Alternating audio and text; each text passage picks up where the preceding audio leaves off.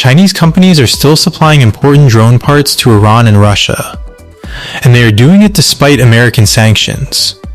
Reports say Chinese firms are openly shipping drone engines, batteries, electronics, and dual-use equipment. Some of those parts are ending up inside Iranian and Russian attack drones. At the same time, the United States is trying to weaken both countries through sanctions and military pressure.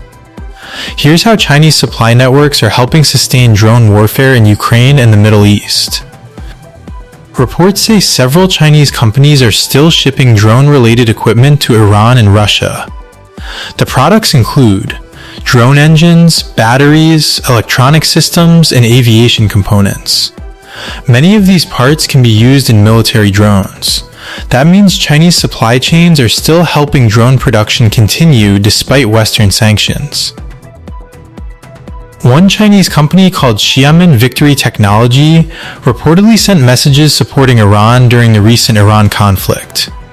The company said it was shocked and outraged by attacks on Iran. At the same time, it offered to sell German-designed drone engines often used in one-way attack drones.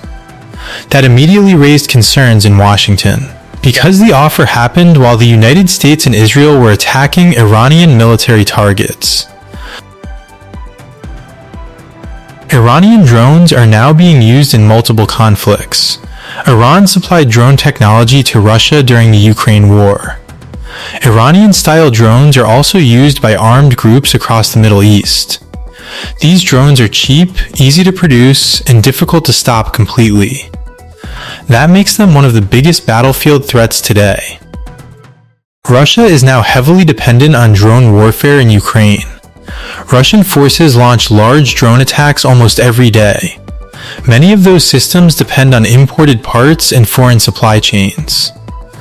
Western officials believe Chinese companies are still helping Russia access important technology indirectly. That is creating growing frustration in Washington and Europe. The United States imposed major sanctions on Iran and Russia. Washington also tried restricting technology exports.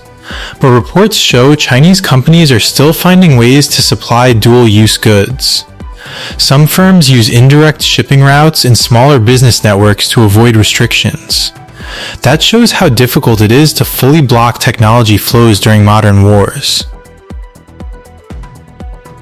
Drone warfare is changing modern conflicts very quickly. Cheap drones can now damage military bases, oil facilities, ships, and critical infrastructure. Countries no longer need massive air forces to launch serious attacks. And global powers are now racing to improve both drone technology and air defense systems. The wars in Ukraine and the Middle East are proving how important drones have become. Chinese companies are still supplying important drone components to Iran and Russia. That is helping both countries continue expanding drone warfare capabilities.